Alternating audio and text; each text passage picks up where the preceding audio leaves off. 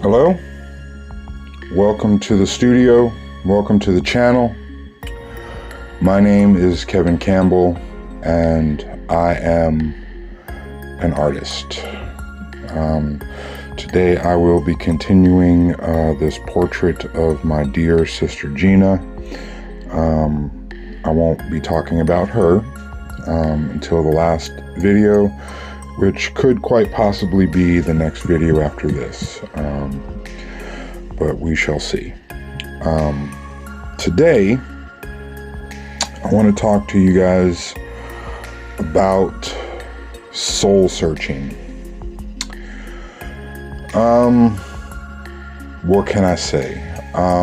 There is no greater moment in your life of soul searching than being heartbroken and in isolation.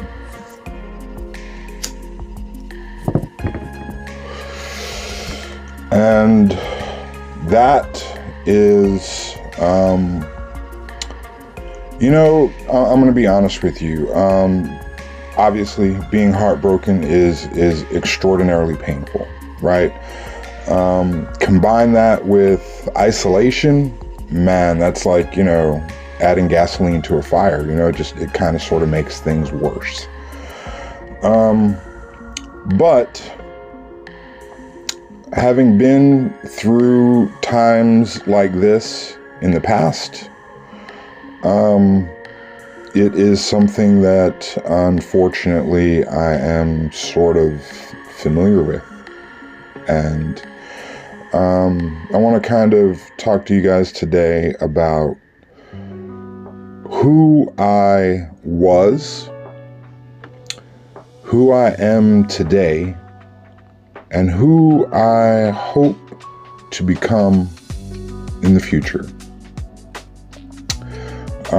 I have, in doing YouTube for a little while, I have opened my soul and exposed myself on many occasions, and I have spoken very candidly about who I am. If you go through my videos on whatever other channels I might have, this channel or any other things, you might get a little bit of an insight about who I am. If you know me personally, then you'll have a little bit deeper insight as to who I am, because you kind of already know. Today is going to be vastly different, because I am going to expose myself raw and bare, as exposed as I can be, as if I were standing naked in front of Jesus. And so, without any further ado, let's begin. The first part of soul searching, as I have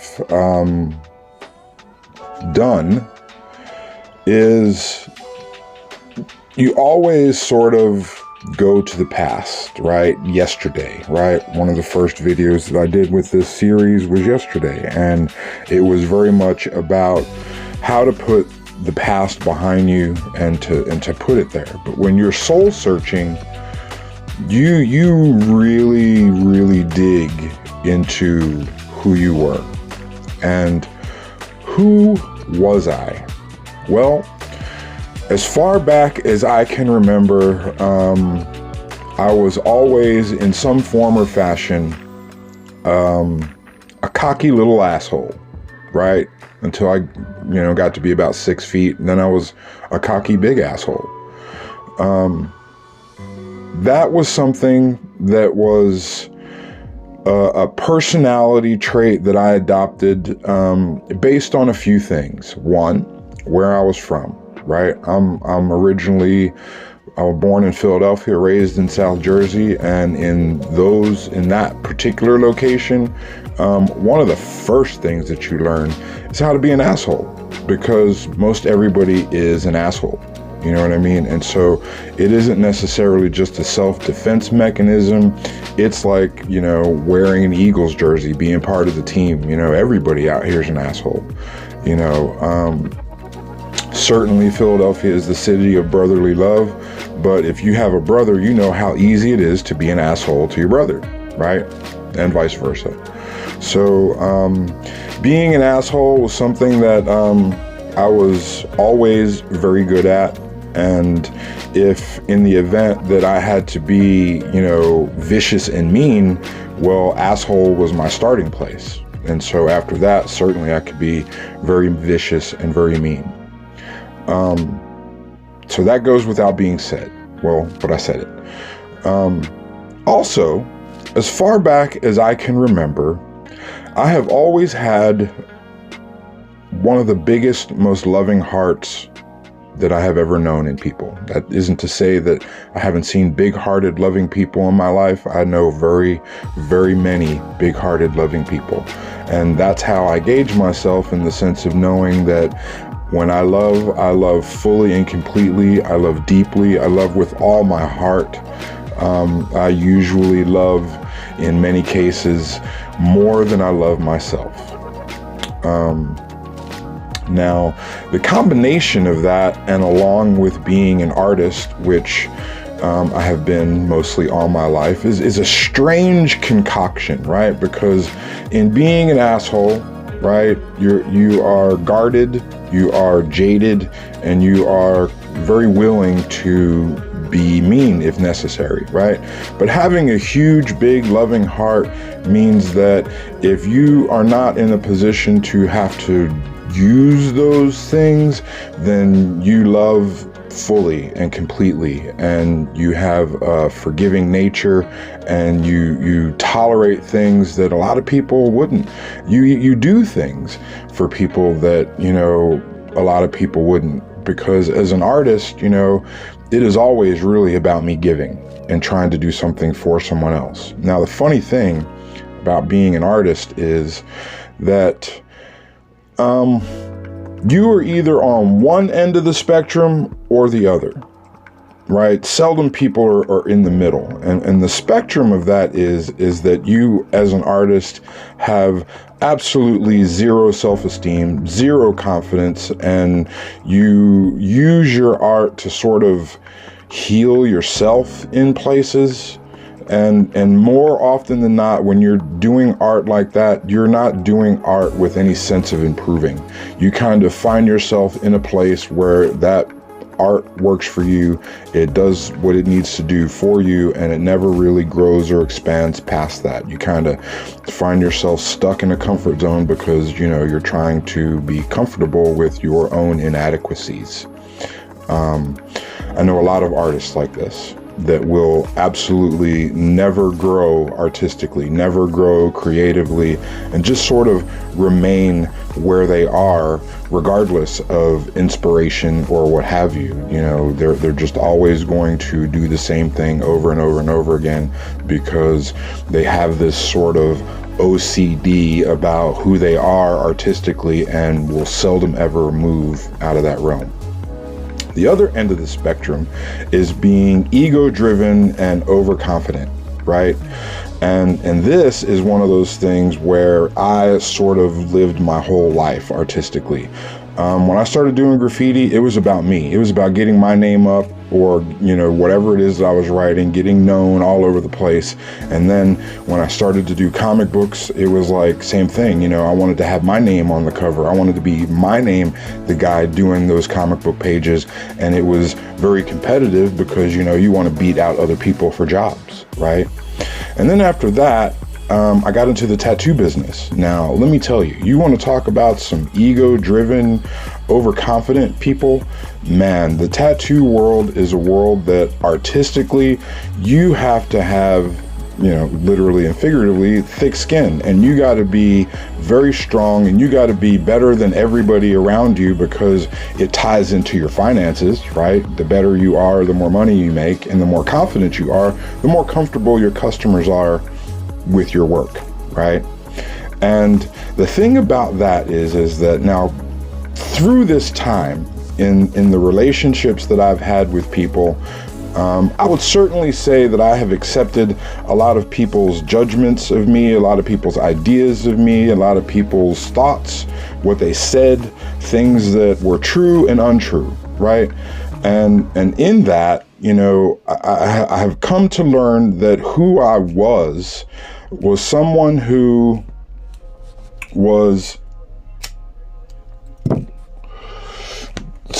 was very much willing to use my talent, my ability, my skill, my knowledge as a weapon. I had to use it as a weapon, right? Especially doing tattoos, because you work in a shop with, 10 other people, and you need to eat. So you need to be able to jump on every customer in the door, put your portfolio in their face and show them that you're the best guy in the room. And to be quite honest, more often than not, if I wasn't the best in the room, it was a tie for the best in the room. So that fueled my ego. Now, what does that make me as a person at that point? And I've often had to question who that person was, right? And now, like in today's society, there's a whole lot of self-diagnosis going on that, kind of be a little inaccurate. You should probably go get some therapy and have, a doctor tell you what your problem is. But then there's also a lot of amateur diagnosis out there. And one of the things that I've seen, like, especially like looking at like TikTok videos, it's strange that, once you see something and you watch it through, well, then TikTok thinks that that's all you want to see, and then it just floods your feed, right? And one of the things that I have seen here lately is that, it's like top 5 reasons you're dating a narcissist, or narcissistic traits, or this or that or the other.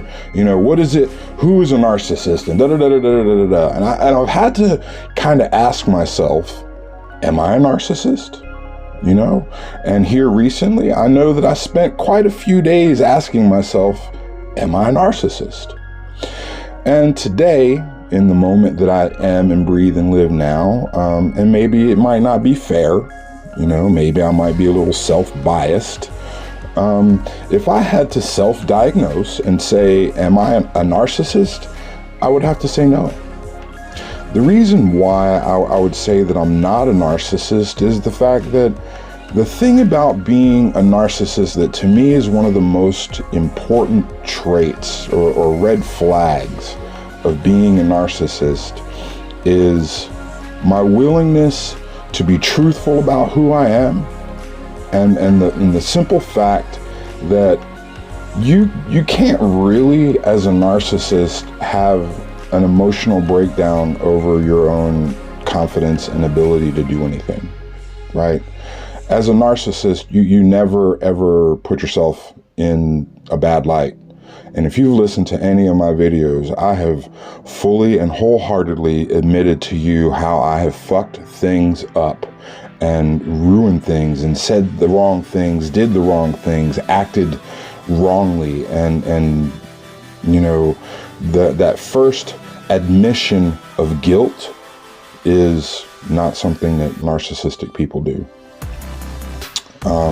So I've come to, in a bit of soul searching, realize that, my arrogance, my confidence, and my ego is basically driven out of the sense of my creativity. And that negative side that people would say is narcissistic, I don't see that. Now, maybe narcissistic people don't see their own narcissistic ways. I get that. And again, self-diagnosis probably isn't the best thing. But again, there's certain things that, like, for instance, I had a job where I was working in the cannabis industry, and my boss was certainly, and without a doubt, a narcissist. He cared not for anybody's feelings on any level and was only interested in achieving his own aims and means, right?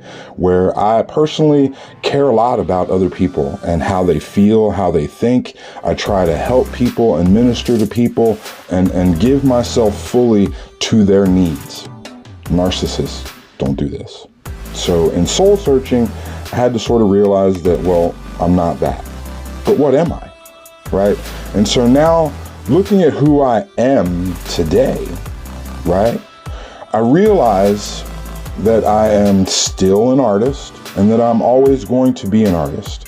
I realize that no matter how broken my heart is, I have an overwhelming capacity for love and forgiveness. Now, it's easy for me to forgive other people. It might seem like for those who might have crossed me that that's not the case, but I have quite often forgiven people for trespassing me, right? The problem was that I was never very good at forgiving myself. Also, not another narcissistic trait, right? Narcissists forgive themselves way faster than they forgive other people. And my problem, my biggest problem was always that no matter how much ego I had, no matter how much confidence I had, no matter how much arrogance I had, I always had this huge amount of self-doubt, self-loathing, and self-hate. And so today, I have found mercy, I have found grace, and I have found peace.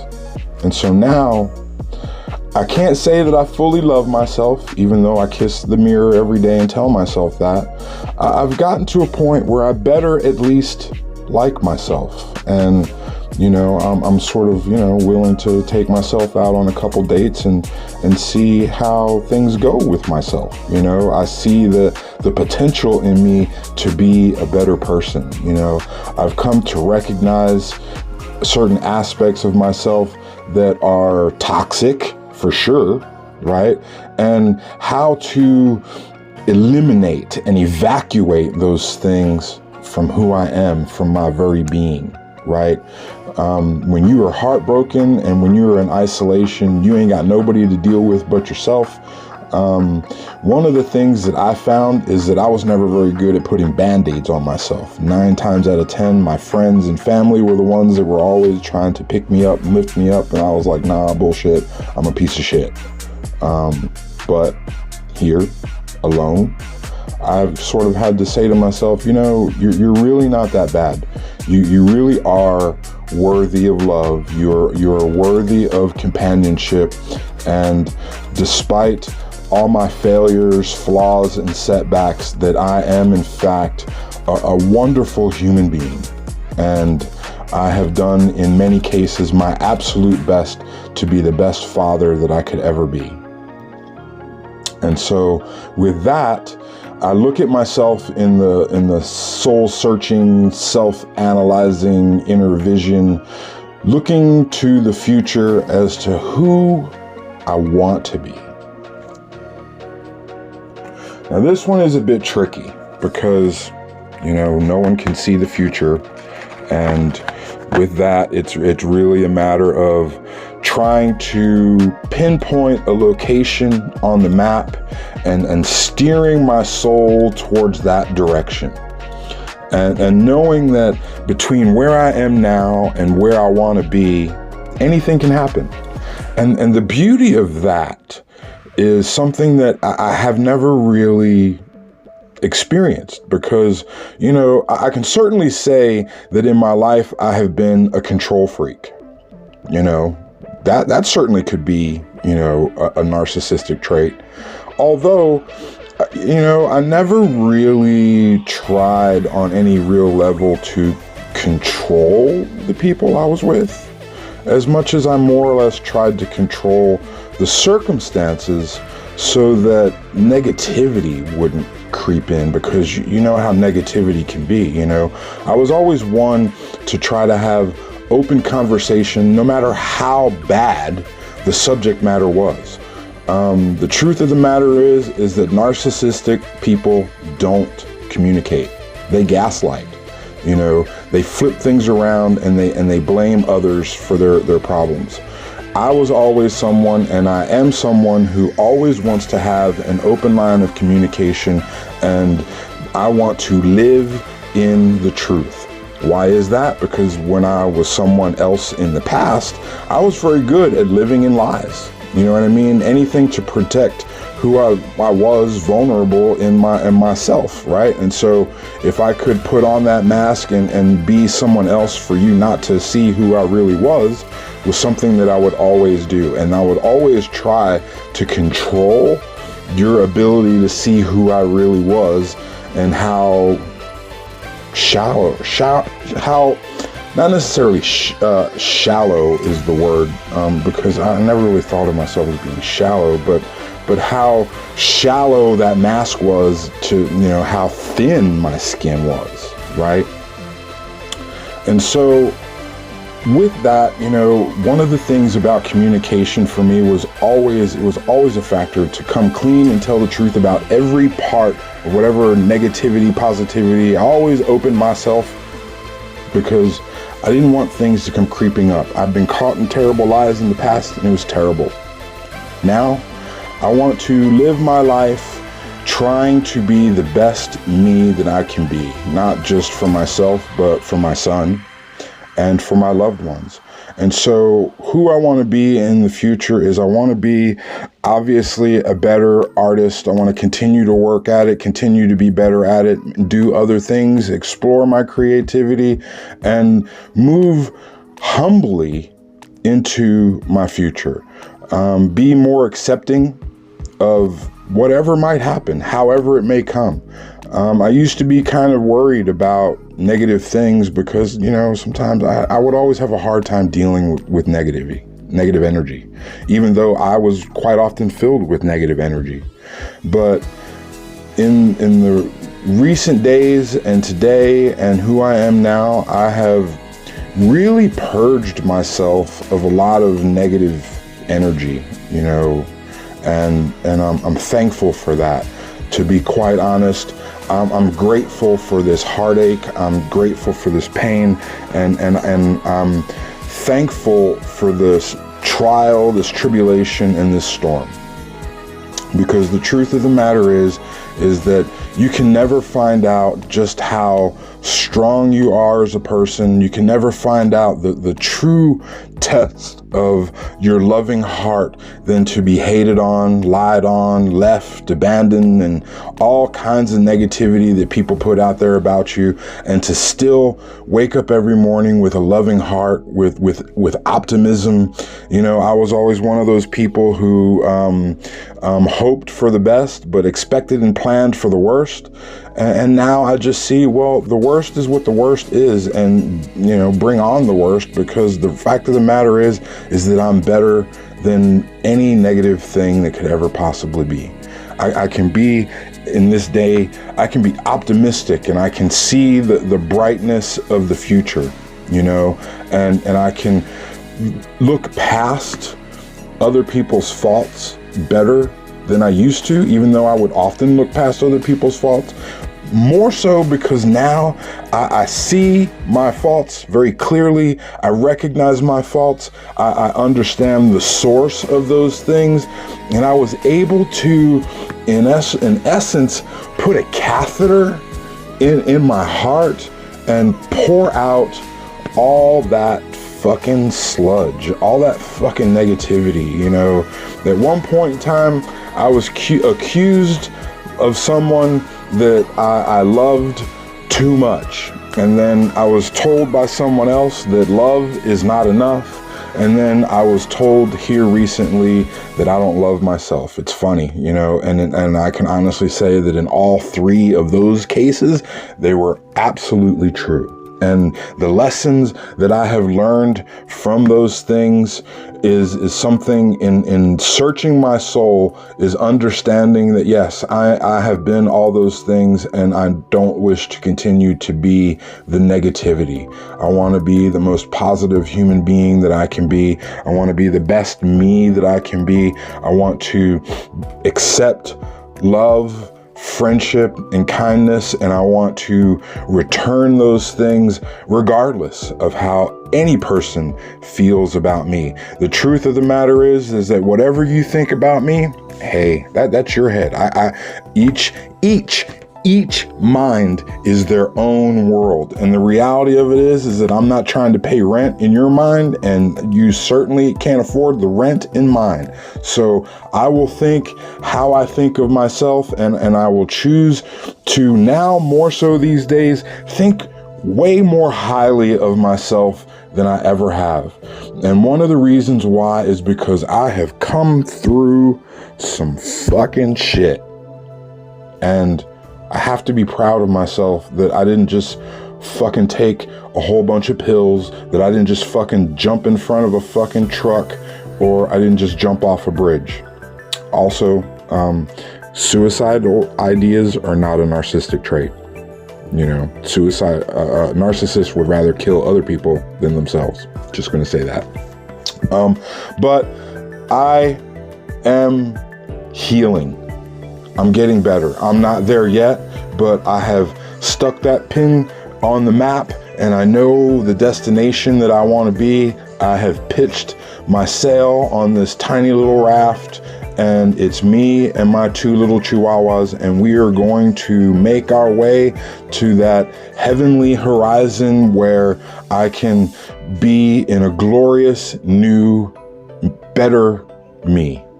And so I say to you, take a moment, go somewhere, and evaluate yourself. Think about who you are, who you were, and who you want to be.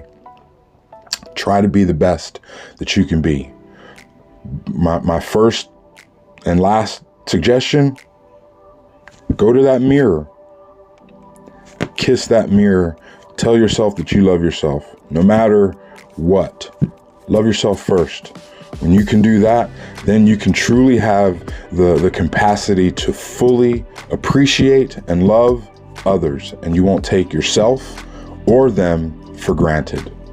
And at that, then you will have the most bright and vibrant soul that any person could have. And that's what I want for myself, and certainly that's what I want for you. Thank you for watching. We'll catch you next time.